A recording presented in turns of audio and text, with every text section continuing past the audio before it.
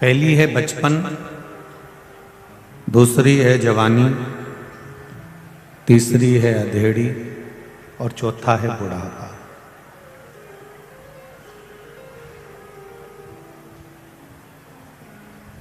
हम हमारे पुराणों को, हमारे शास्त्रों को, हमारे वेदों को अगर हम देखें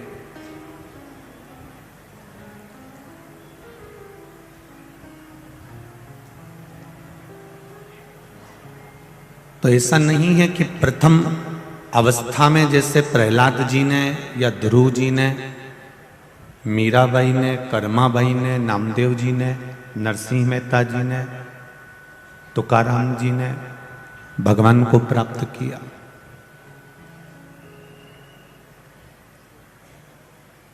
पर साथ में चतुर्थ अवस्था वालों को भी देखा जाए कि चौथी अवस्था में इन्होंने भी परमात्मा को प्राप्त किया।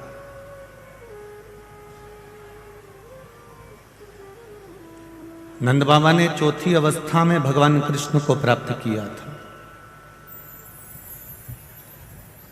दशरथ जी ने चौथी अवस्था में मेरे राम जी को प्राप्त किया था। कदर्म बाबा ने चौथी अवस्था में कपिल बाबा को प्राप्त किया था। आंत्री बाबा ने चौथी अवस्था में दत्तात्रेय भगवान को प्राप्त किया था।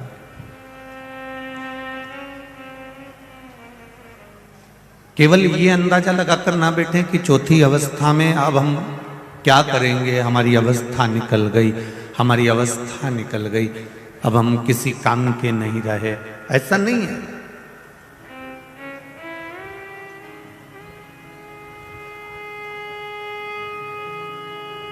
दशरथ जी ने चौथी अवस्था में राम जी को प्राप्त कर लिया था। नंद बाबा ने चौथी अवस्था में भगवान कृष्ण को प्राप्त कर लिया था।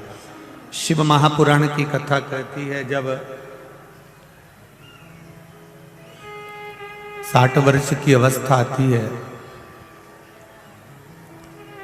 गवर्नमेंट भी जब रिटायर कर देती है,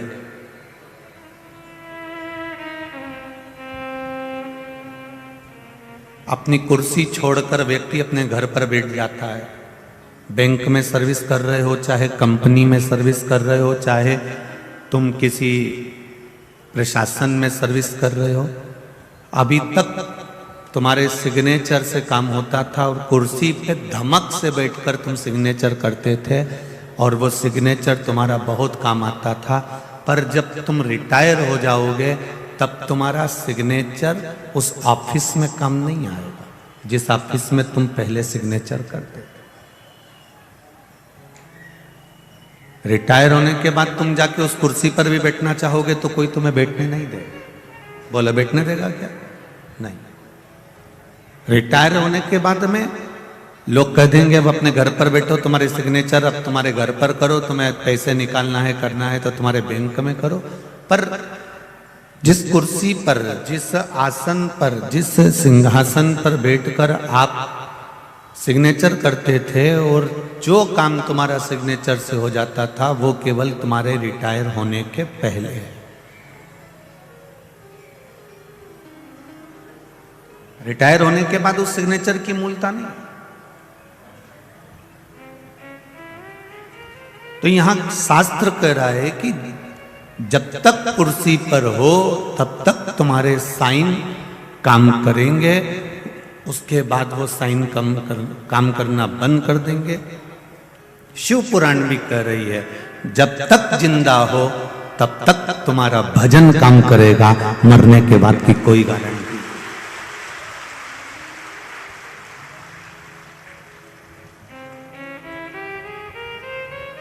मरने के बाद तुमने अगर गुलाब जामुन खिलाई भी है, उसको मिली कि नहीं मिली है अपन नहीं कह सकते।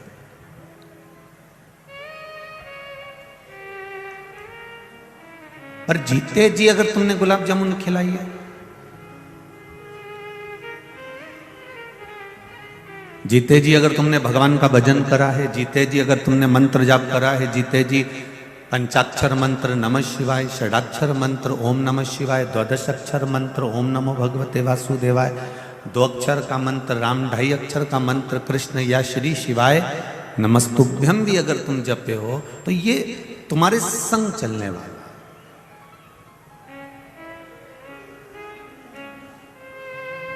ये तुम्हारे साथ चलने वाला।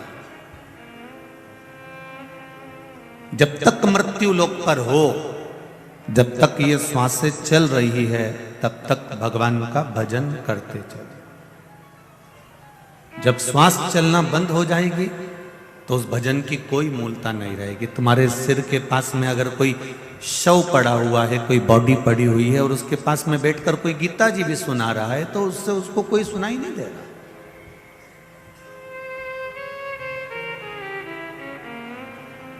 मरने के बाद अगर कोई तुमको अच्छे कपड़े भी पहना दे, अब तुमने देखा तो होगा, सब समझदार हो, ऐसे तो हो नहीं कि मरने के बाद जब अर्थी पर लेकर आते हैं, चिता पर लेटाने का जब समय आता है, अर्थी पर ले जाने का जब समय आता है, तो कितने अच्छे अच्छे कपड़े पहना कर ले जाते हैं, उसको पूरा श्रृंगार भी करेंगे। बहू सास को खूब अच्छे से नहलाएगी भी, फिर कपड़े भी बदलेगी बहू, फिर बेटा भी श्रृंगार करेगा, फिर पति भी श्रृंगार करेगा, फिर अच्छा मेहंदी हल्दी कुंकू सब लगा लुगू के, इत्र मित्र लगा के, सारा जेवर मेवर पहना के, अच्छी वाली साड़ी पहना कर फिर उसको जो है अर्थी पे लेटाएंगे, फिर ले जाएंगे।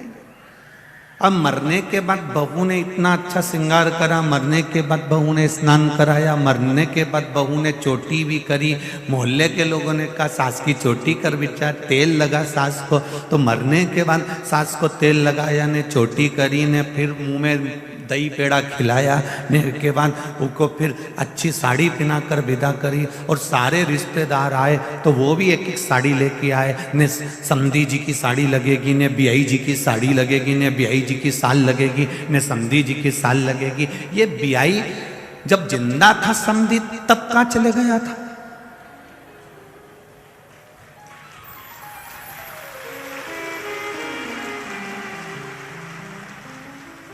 ये बहू इतना तेल लगा रही है, कंगा कर रही है, आंख से आंसुरा डालती जाए और जबरदस्ती का तेल लगाती जाए ने, महावूर लगाती जाए ने, मेहंदी लगाती जाए। जब सास जिंदा थी तो रोज सुबह शाम कोसती थी। क्यों री इंदौर वाली हो? सही है कि गलत है? जब जिंदा थी तो फिर जब तो खूब कोसा।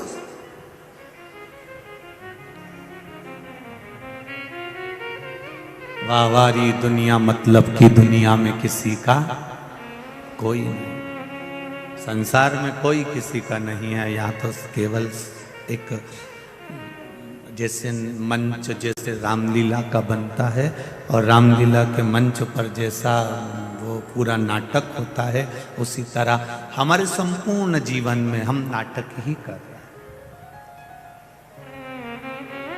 संपूर्ण जीवन के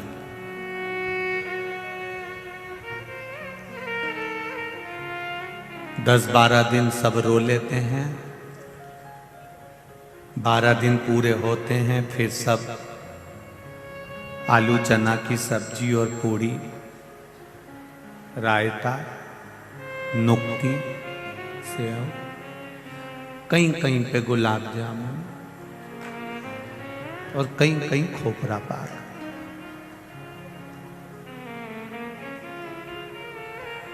और मरे में भी चैन नहीं है इनको। मरे में भोजन करने आए हैं, उसके बाद भी कह रहे हैं तरी तरी दो, उसके बाद भी कह रहे हैं कि तरी तरी दो। अरे ओ भेरू, अरे जरा विचार तो कर, वो मर गया बेचारा, सारे घर में गम, और तुम कह रहे क्या तरी तरी दो थोड़ी, रायता में जरा नुक्ती तो आन दो जरा, और नमक लाओ, थोड़ा नमक कम है रायता में, जाओ। कुछ नहीं होगा, मरने वाला मरकर चले गया, सारी जमीन जायदाद प्रॉपर्टी, गाड़ी बंगला, हैंडसेट, चेन, अंगूठी, मोबाइल सब यही छोड़ गया, सब यही। और जो मरने वाला था वो चले गया, उसको बापड़ा को कहीं नहीं, थोड़ी सी गाय का घी और शक्कर और कंडा जला के ऊपर धूप दे दी, बाकी का सब तरी तरी खा रिया है, और बेचारा वो घी शक्कर खा रिया। और इसमें ताली बजाने की कोई बड़ी बात नहीं थी। इसमें सोचने वाली बात है कि जैसे उसके साथ हुआ वैसा कि वैसा ही चाहे हम हो चाहे आप हो, संसार के प्रत्येक व्यक्ति के साथ वही होने वाला है। इसलिए जीते जी राम का नाम ले लो, जीते जी भगवान का भजन कर लो, जीते जी शिव मंदिर चले जाओ, जीते जी भगवत स्मरण करो। मरने के बाद का कोई प्रमाण नहीं है, आप जीते जी करो।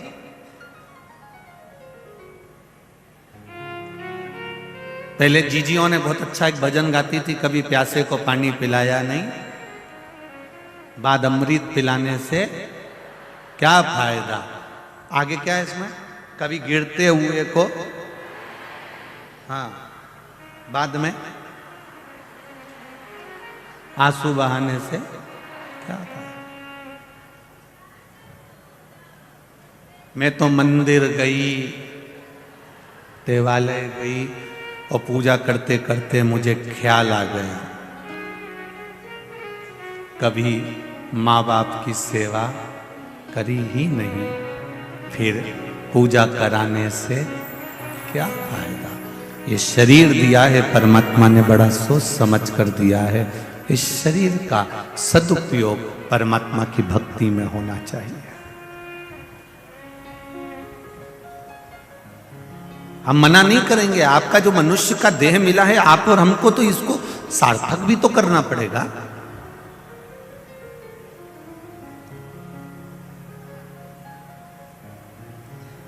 अगर ये मनुष्य का देह सार्थक नहीं हुआ, मानव का शरीर सार्थक नहीं हुआ, मानव का शरीर अगर सार्थकता की ओर नहीं गया तो जीवन बेकार।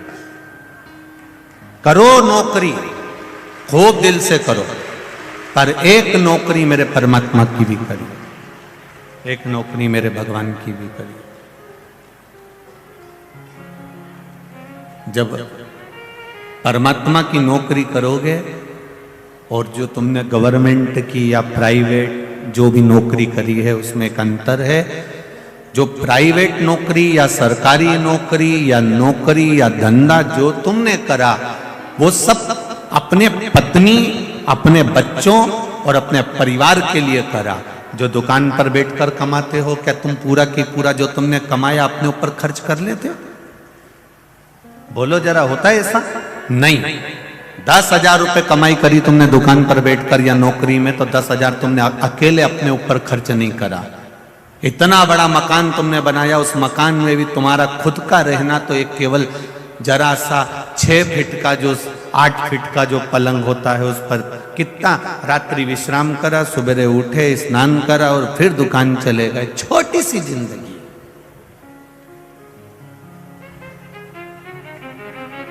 जितना कमाया तुमने उतना परिवार के लिए कमाया।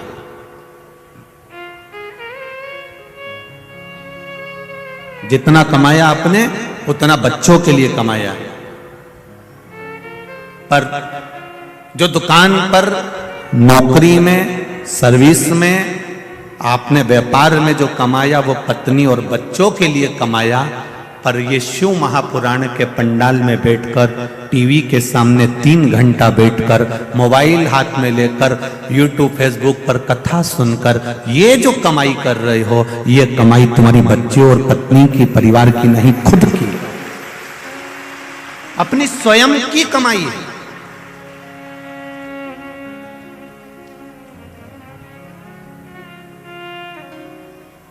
विधायक संजय भैया मित्र मंडली कथा करा रही है और वो मित्र मंडली ने कथा कराई है, तो वो कथा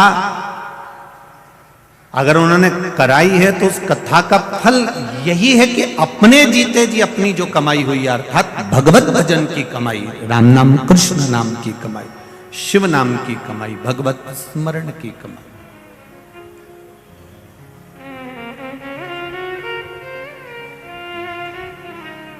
शुक्ला परिवार में भी अगर बहुत हुई होंगी तो भागवत बहुत हुई होंगी। नानी बाई का मायरा भी हुआ होगा, श्याम भजन भी हुआ होगा, राम भजन भी हुआ होगा, सुंदरकांड भी हुआ होगा, रामचरितमानस भी हुई होगी, गीता का स्मरण भी हुआ होगा, सब कुछ हुआ होगा। पर पहली बार अगर शिव महापुराण की कथा मिली है और पहली बार अगर शिव पुराण की कथा हो रही है तो शुक्ला परिवार को भी भगवान को धन्यवाद देना चाहिए कि हमने जिंदगी में कौन सा पुण्य करा होगा जो ये शिव पुराण में। ये शंकर भगवान की जो कथा मिली है ये कोई सहज नहीं है।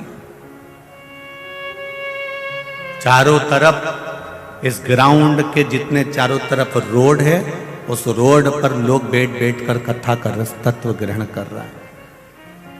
कल भी हमारे पास में पत्र आया था, आज भी पत्र आया था, तो उसमें एक ही बात कही है कि पब्लिक बहुत ज्यादा संख्या में आ रही है, सब अपने घर पर बैठकर कथा कर तत्व ग्रहण करें।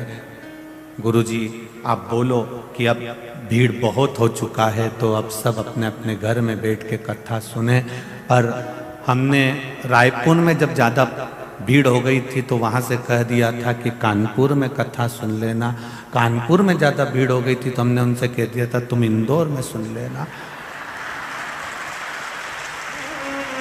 अब इंदौर में भीड़ ज़्यादा हो गई तो हम कहे तुम 3 तारीख से 9 तारीख तक जो बड़ौदा गुजरात में कथा है उधर सुन लेना। पर निवेदन